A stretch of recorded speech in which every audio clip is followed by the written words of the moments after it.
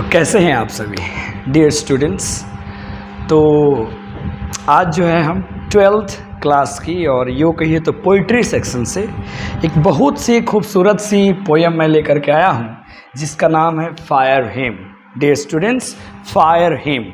अब ये fire him का मतलब क्या होता है पहले इसको समझेंगे, फिर के जो दारू वाला जो इसके पोएट हैं थोड़ा बहुत उनके बारे में जानेंगे and then we will begin this chapter. Okay, fire का मतलब होता है आग या अग्नि और हिम का मतलब होता है बेटा स्तुति। क्या होता है बोलो जरा, क्या क्या? बिल्कुल सही बोला आपने, स्तुति। हाँ जी, बिल्कुल सही आप समझे। स्तुति का अर्थ क्या होता है? तो जैसे कि हम लोग प्रेयर करते हैं, प्रार्थना करते हैं, उसी को हम लोग हिम शब्द के नाम से जानते हैं पोइट्री में। तो यहाँ अग्नि स्तुति, अग्नि पर लिखी गई ये कविता है। और इस पोयम का आखिर में थीम क्या है? देखो, होता क्या है ना कि एक्चुअली में हम लोग डायरेक्ट शुरू कर देते हैं कि इस चीज़ को पोयम पढ़ना, थीम नहीं समझते हैं। और जब तक थीम नहीं समझेंगे ना तब तक पोइट्री पल्ले अपने को नहीं पढ़ने वाली है। देखो, इसका थीम क्या है। के.एन. दारूवाला बड़ा ही बेहतरीन एक पोएट है, ठीक है, जो अपने आप में एक शॉर्ट स्टोरी राइटर भी है, ये बात नहीं भूलिएगा लोग, ठीक है। शॉर्ट स्टोरी ये राइटर भी है, ठीक है। और बाकी इनके बारे में विशेष जानकारी आपके बुक में दी गई है, तो वहाँ से आप देख सकते हैं। हमारे पास स्पेस की थोड़ी सी कमी थी ना बेटा, इसीलिए मैंने डायरेक्ट पोएम की बात करी। हालांकि बैचेस में मैं पूर्ण लिखा करके अच्छे से डील कर देता हूँ, ठीक है। शॉर्ट स्टोरी राइटर भी है। और ये जो पोएम आप अभी देख रहे हैं फायर हिम, ये एक्चुअली में बेटा एक रिलीजियस पोएम इसको हम बोल सकते हैं, एक रिलीजियस पोएम बोल सकते हैं। अब क्यों इसको रिलीजियस पोएम बोलेंगे ना, इसके पीछे की थोड़ी सी कहानी जो है ना वो समझ लो तो ज्यादा मजा आएगा। देखो, के.एन. दारूवाला इसमें खास कम्युनिटी के बेटा बात करते हैं, जोरोस्ट्रियन कम्युनिटी की बात करते हैं। अब ये जोरोस्ट्रियन कम्युनिटी क्या है? तो आपने कहीं ना कहीं लाइफ में बेटा पर्शियन कम्युनिटी का नाम सुना होगा। जो लोग पारसी लोग होते हैं, जो लोग कौन लोग होते हैं बेटा? हाँ, अपने इंडिया में जो पारसी लोग होते हैं उन्हीं को हम लोग जोरोस्ट्रियन कम्युनिटी या जोरोस्ट्रियन के नाम से जानते हैं। अब ये क्या लिंक है इससे? देखो, एक्चुअली में क्या है कि जो क्रिमिनेशन होता है ना, जो दाह संस्कार होता है, वो अलग अलग रिलीजन में, वो अलग अलग कम्युनिटी में अलग अलग तरीके से होता है। बिल्कुल क्लियर है। हिंदू में क्या होता है कि हम लोग अग्नि में जाकर के मृत शरीर को जो है ना वहाँ पे जाकर के जलाते हैं। मुस्लिम लोग क्या करते हैं तो वो लोग दफनाते हैं। ईसाई लोग क्या करते हैं, मतलब अलग अलग कम्युनिटी में जो क्रिमिनेशन होता है वो क्या होता है, बिल्कुल अलग अलग होता है। सही आपने समझा। तो जोरोस्ट्रियन में भी क्रिमिनेशन का एक तरीका है। ये तरीका क्या है कि इसमें ना बेटा एक टावर ऑफ साइलेंस होता है। कविता जब हम पढ़ेंगे तो ऐसा एक बहुत बड़ा सा वेल तरीके का, कुआं तरीके का, ये आप समझ लो गहरा तालाब होता है। जब कोई मर जाता है ना तो उसको इसी में ला करके, ठीक है, मान लीजिए कोई मरा हुआ, अच्छा हम पेंटर बड़े झकास है, ठीक है कि नहीं है, हमको पेंटर देखे तो पेंटर भी शर्मा जाए। चलो देखो ध्यान से, तो ये जो डेथ जो बॉडी होती है ना, यहाँ पे जो डेड बॉडी होती है, उस डेड बॉडी को इसमें ला के रख दिया जाता है और इसको क्या बोला जाता है बेटा? बिल्कुल सही बोला तुमने, टावर ऑफ साइलेंस कहा जाता है। ओके, अब इसमें ला करके छोड़ दिया जाता है। उसके बाद में जो भी कीड़े मकोड़े होते हैं या चील कौवे होते हैं या जो भी जानवर होते हैं वो उनको आकर के डिकम्पोज करते हैं, उसको खा पा के खत्म कर लेते हैं सर। तो ऐसे उनका क्रिमिनेशन होता है, ऐसे वो क्रिमिनेट करते हैं, दाह संस्कार करते हैं अपने मृत शरीर को। किसमें? जोरोस्ट्रियन कम्युनिटी, पारसी कम्युनिटी में।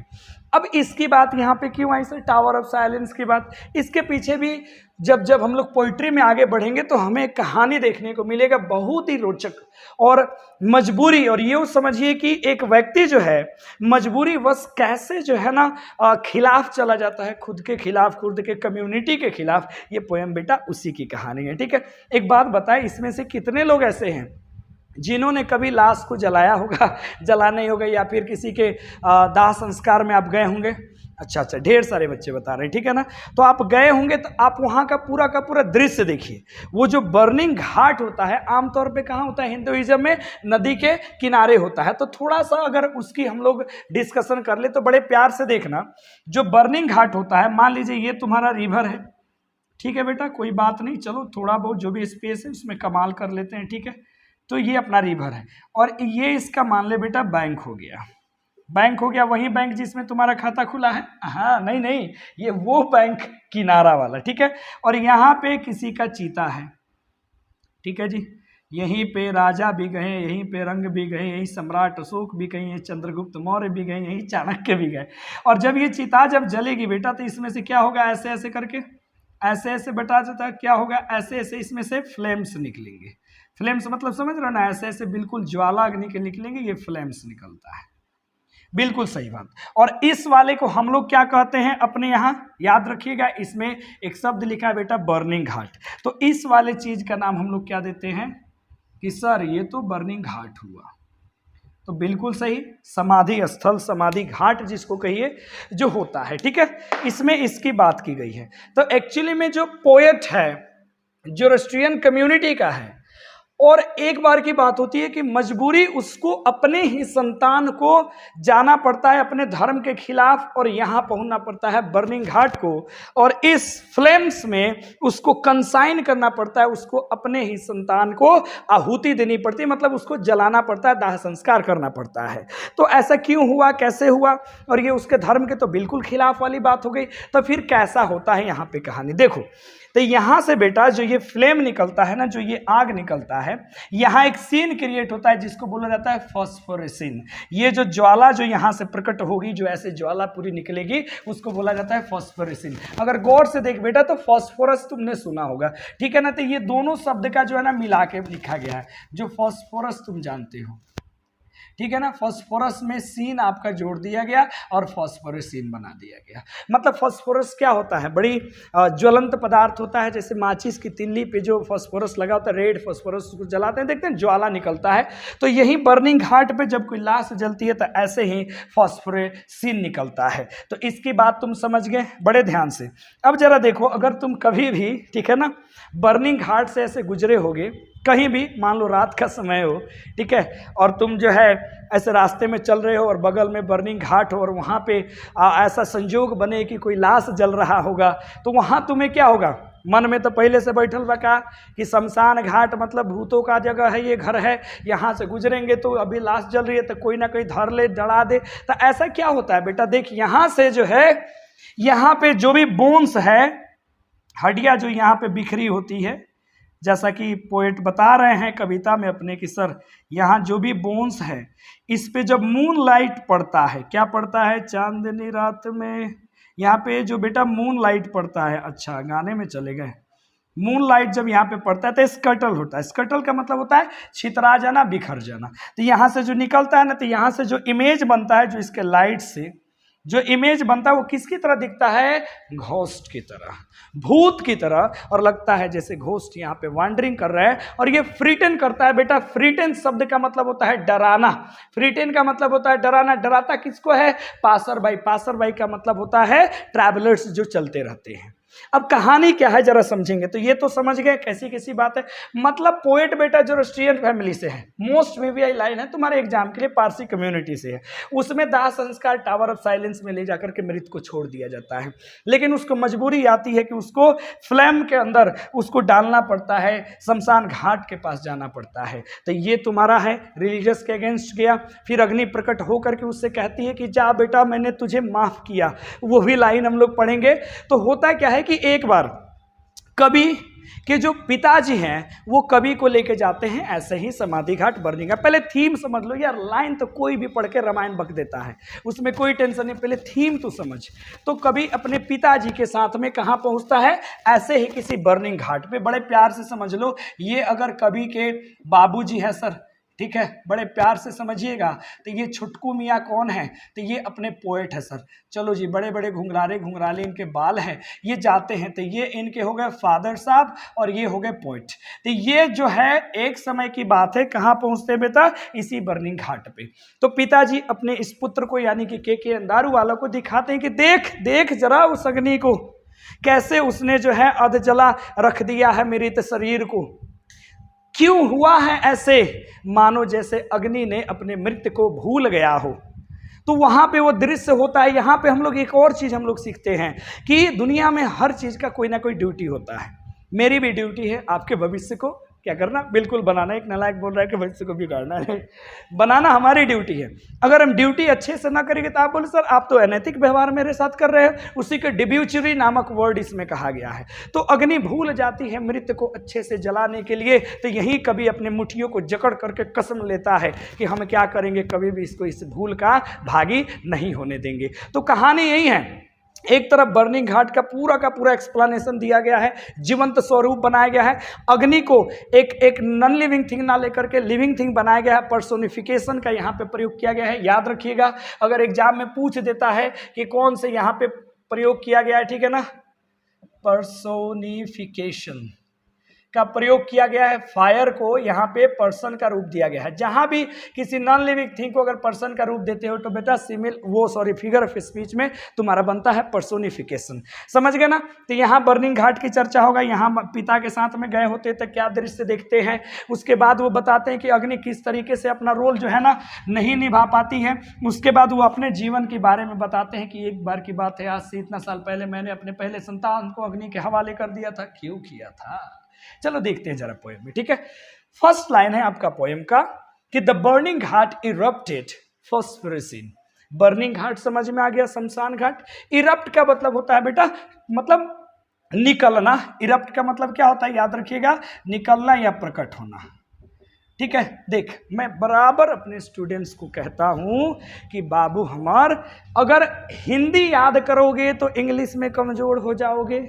तो हिंदी समझ गए ना बेटा, तो इंग्लिश ही बोला करो कि सर बर्निंग घाट इरप्ट करता है। सर किसको, सर फॉस्फोरेसिन को। ऐसा ज्वाला भरा एक सीन को इरप्ट करता है, उसमें से जो भी ज्वालाएं निकलती है फॉस्फोरेसिन वहां से निकलता है। ऐसा निर्माण होता है दृश्य। फिर क्या होता है, जरा दूसरा लाइन देख। एंड वॉन्डरिंग घोस्ट ऑफ ल। वॉन्डर का मतलब होता है भटकना, घोस्ट का मतलब भूत। अब wandering ghost lights, wandering ghost lights, हमने अभी क्या बताया, जो वहां पे जो चिंगारियों से, जो आग की ज्वाला से जो इमेज बनती है, ऐसा लगता है मानो भूत है। वो जो प्रकाश है, वो प्रकाश क्या करता है, फ्रीटेन करता है। फ्रीटेन मतलब डराता है। किसको डराता है, पासर बाई। पासर बाई का मतलब होता है राहगीर, आने जाने वाले लोग। ठीक है, गाना सुने हैं ना, आते जाते खूबसूरत आवारा सड़कों पे क्या होती है सर, कभी कभी बर्निंग घाट आप देखते हो तो भूत मिल जाता है। ठीक है, चलो आगे देखो। किसकी तरह sir, as moonlight scuttled among the bones. कैसे, जैसे कि जब चांदनी रात में, मतलब चांद की प्रकाश रोशनी जब बूंद पे पड़ती है तो स्कटल्ड होती है। आपने फिजिक्स के अगर स्टूडेंट होंगे 10th वगैरह में पढ़ेंगे, स्कैटरिंग ऑफ लाइट, प्रकाश का परिकिरणन। प्रकाश जब किसी बिंदु पर पड़ के छितर जाती है तो उसके स्कैटरिंग ऑफ लाइट कहते हैं। तो स्कटल मतलब वही बिखर जाना। तो मून लाइट जैसे बिखर जाता है बोन्स पे पड़ के, मतलब इस बोन पे ऐसे पड़ा, ऐसे बिखरा तो कोई इमेज यहाँ वहाँ बना। वो जो लाइट से बनता है तो लगता है जैसे घोस्ट क्या कर रहा है, वांडर कर रहा है, और वो दृश्य डराता है किसको, पासर भाई को। समझ में आ गई होगी यहां तक की कहानी, बोलो जरा हाँ या ना। अरे भैया खेल हो गया।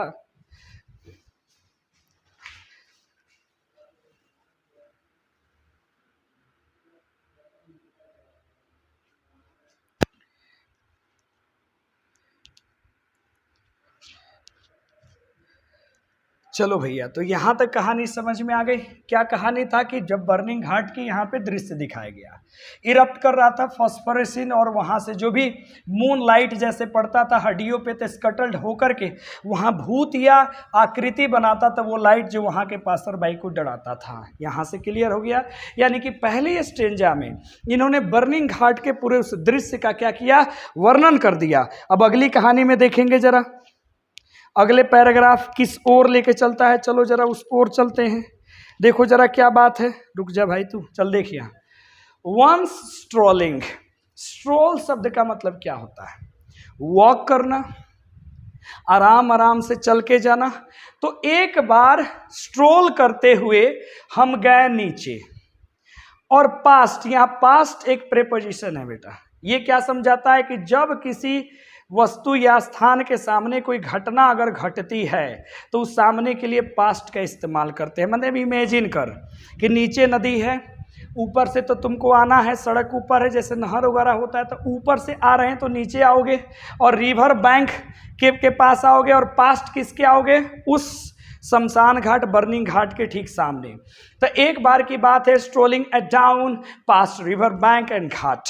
एक बार की बात है कि हम लोग स्ट्रोल करते हुए, वॉक करते हुए जा रहे थे उसी नदी के किनारे और बर्निंग घाट के समक्ष में।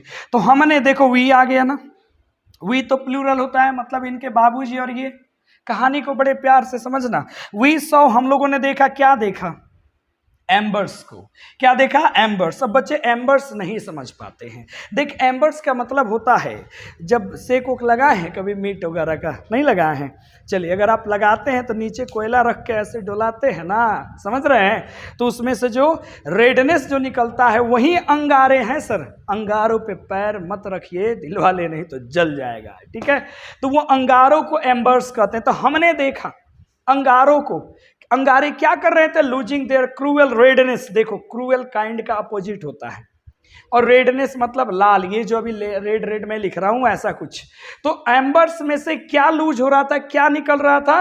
तो क्रूएल रेडनेस। वो अंगारे अपने क्रूएल रेडनेस को दिखा रहे थे। देख, अब अंगारा तो कभी दयावान तो होगा नहीं कि जाना उंगली डाल देना और कहना कि अच्छा जी चलिए आप दयावान है, मत जलाइएगा, जा रख, कभी समझ में आ जाएगा, ठीक है? तो वो एम्बर्स में से निकल रहा था क्या? Cruel redness to the grey ash. अब वो जो ग्रे एस, देख ग्रे का मतलब होता है रंग में भूरा, एस मतलब होता है क्या? जरा बोल। हाँ बिल्कुल सही, राख। क्या कर रहा था? सैलो कर रहा था। सैलो मतलब निगल रहा था सभी को। और किस सभी को? Half cooked limbs. अब बच्चे अलग अलग पढ़ेंगे तो कांड कर देंगे। हाफ मतलब आधा, कुक्ड माने पता हुआ, लिम्स का मतलब होता है पार्ट्स ऑफ बॉडी, शरीर के अंग। यानी कि जो शरीर के अंग अध पक्के थे, यानी कि अध जले थे, उन सभी को सैलो कर रहा था, निगल रहा था। कौन? वो क्या? वो ग्रे एस, वो निकल रहा था।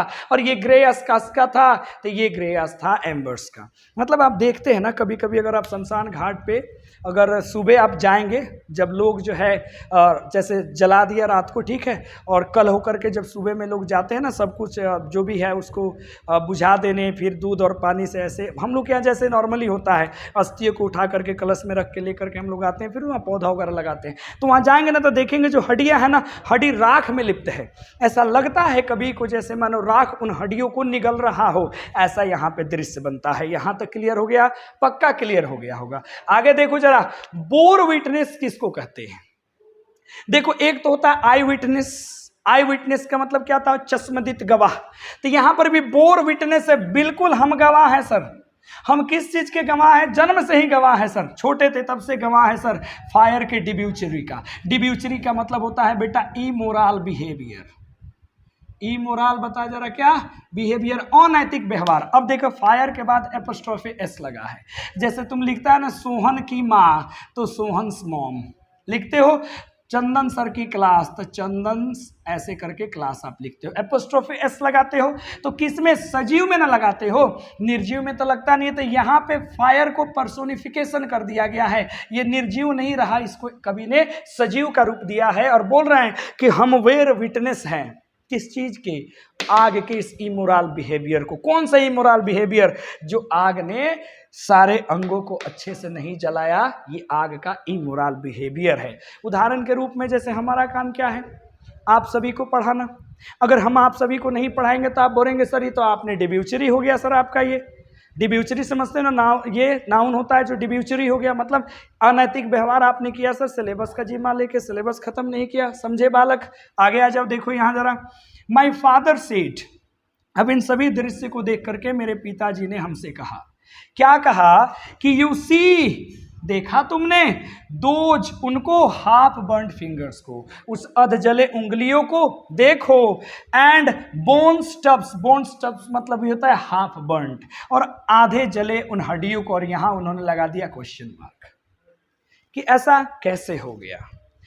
यानी कि पूर्ण रूप से फायर की क्या है? डिब्यूचरी है कि उसने उंगलियों को भी आधा जलाया और हड्डियों को भी आधा जलाया। ऐसा क्यों हो गया? तो ऐसा कभी को लगता है the fire eight times forget it's death. इस समय अग्नि ने अपने मृत को क्या किया? भूल गया है। देख, डेड शब्द वहां पे आता है ना तो बच्चे थोड़े लड़खड़ा से जाते हैं हमारे दोस्त। देख बेटा, डाई, डेड और डेथ, ये तीन शब्द बनते हैं। डाई तुम्हारा देख ले, कायदे से वर्ब होता है, डाई मतलब मरना। डेड एडजेक्टिव होता है और डेथ होता है नाउन।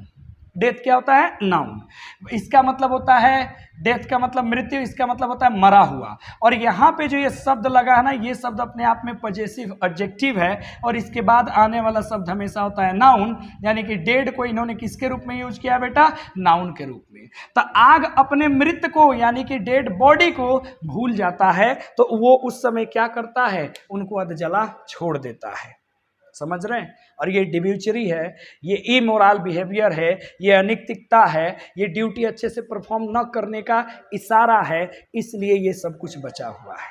अब लेखक आगे कहता है कि देखो आगे ना, अ जोरोस्ट्रियन आई, हम क्या हैं? तो हम सर जी जोरोस्ट्रियन हैं।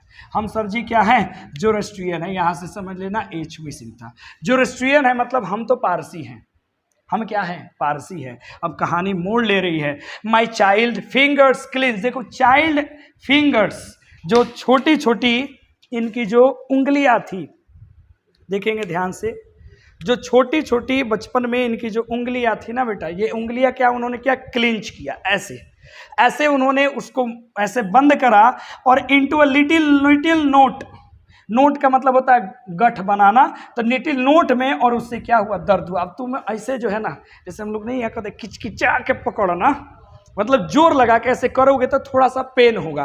अब ऐसा इन्होंने क्यों करा? ये करते हुए उन्होंने कसम खाया सर, आई श्योर, मैंने कसम लिया। स्वेयर होता है ना, आई श्योर, उसी का बनता है वर्ब टू सर, श्योर। मैंने एक श्योर लिया, मैंने कसम खाया, टू सेव फायर, हम इस आग को बचाएंगे, हम इस आग को बचाएंगे। क्या करने से? From the scene of forgetfulness, भुलक्कड़पन का जो ये पाप आग ने करा है, उससे हम आग को बचाएंगे। इसीलिए हमने अपने छोटे छोटे उंगलियों को मुट्ठी बनाया, जोर से पकड़ा। आगे कभी क्या कहते हैं जरा यहाँ देखना सर, आई नेवर फॉरगॉट, मैं कभी नहीं भूला, एंड 20 ईयर सिंस, ये वाला लाइन तो मोस्ट VVI है तुम्हारे लिए, कि 20 साल पूर्व। आई कंसाइन, देखो कंसाइन का मतलब तो ऐसे होता है डिलीवर करना। सेंट ऑफ, जो बुक में दिया, कंसाइन का मतलब होता है अर्पित कर देना, आहुति दे देना, समर्पित कर देना। तो मैंने कंसाइन करा, समझ गया? मैंने डिलीवर करा, मैंने दिया। माई फर्स्ट बोर्न, अपने पहले संतान को। किसको दिया? टू द फ्लेम्स, इसी ज्वाला को। यानी कि कभी 20 साल पहले, बचपन यहां से खत्म हो गई कहानी बाबूजी वाला, अब ये कभी बड़े हो गए हैं, याद कर रहे हैं अपने 20 साल पहले के उस समय को, जब इनका पहला संतान हुआ था और उसकी मृत्यु हो गई थी, और इन्होंने मजबूरन वश जो है ना अपने संतान को अग्नि में ले जाकर के डाला था। और ये है किस कम्युनिटी के? जोरोस्ट्रियन कम्युनिटी के। तो ये तो अपने धर्म के खिलाफ चले गए, इसलिए इस कविता को रिलीजियस पोएम भी कह सकते हैं हम लोग। यहाँ देखेंगे, हमने दिया, ऐसा उन्होंने क्यों करा होगा? क्या मजबूरी आ गई थी? देखो जरा, the nearest tower of silence was 1000 miles, ये भी अपने लिए इंपॉर्टेंट बात है। जो सबसे नजदीक वाला था ना, क्या? टावर ऑफ साइलेंस, वो भी हजारों मील दूर था। अब बता, एक पिता जो है, पहला संतान उसका मरा हो, 1000 मील दूर टावर ऑफ साइलेंस हो, वहां ले जाकर अंतिम संस्कार करना हो, कैसे ले जा पाएगा वो? देख, जब मजबूरी की बात आती है ना सर, तो लोग धर्म, जाति सब कुछ छोड़ देते हैं और सीधे सीधे अपने आप को देखते हैं। लाइक समझो बड़े अच्छे से, अगर एक माँ है ना, अगर वो हिंदू परिवार की हो, अगर उसके बेटे पर आन बढ़े कि अगर इसको आप किसी दूसरे धर्म के मठ मंदिर या कहीं भी अगर आप लेकर के जाओगे किसी दूसरे धर्म के, वहाँ के बाबा अगर झाड़ फूक करेंगे तो आपका बेटा ठीक हो जाएगा, मम्मी 1 सेकेंड में नहीं सोचेगी और वो चली जाएगी अपने संतान को लेकर के उस बाबा के यहाँ, उस पीर के यहाँ, उस मजार के यहाँ, उस मठ में, उस गुरुद्वारे में। वहाँ पे धर्म कहाँ जाता है सर? क्योंकि इंसानियत से बड़ा कोई धर्म ही नहीं होता है सर, और इसके पीछे कोई सोचता ही नहीं है। उसी प्रकार कभी भी आप होटल में, कभी अब आप बस में, कभी ट्रेन में आप बैठते हो तो बगल वाले से पूछते हो क्या कि तुम्हारा धर्म क्या है, तुम्हारी जाति क्या है, तुम किस पंथ के हो? नहीं पूछते हो सर। लेकिन सर जब फालतू में कुछ लोग हैं अपने भारत और पूरे वर्ल्ड में भी, जिनको जब फालतू का वक्त मिलता है तो इसी के बारे में सोचते हैं। हम तो कहते हैं जो धर्म को लेकर के लड़ते हैं सर, वो धार्मिक हो ही नहीं सकते हैं, क्योंकि धर्म का मतलब एक ही होता है, ह्यूमैनिटी, इंसानियत। क्योंकि मजबूरी में ना, देख ये भी बेचारा है जोरोस्ट्रियन फैमिली का, चाहता तो लेके जाता 1000 मील दूर, लेकिन क्या होता मृत बालक के साथ इसके? या बालिका जो भी होगी, क्या होता, मजबूरन वर इसको किसको आहुति देना पड़ा, उस फ्लेम को, अपने धर्म के खिलाफ ये चला गया, पछता रहा है बेचारा कि हे प्रभु हमसे तो बड़ी पाप हो गया। हम ठहरे जोरोस्ट्रियन परिवार के अपने बेटा को दे दिए, किसको, ये शमशान घाट में दे दिए। सर इधर का नहीं दिख रहा होगा, थोड़ा सा कैमरा घुमा देते हैं, ध्यान दीजिएगा।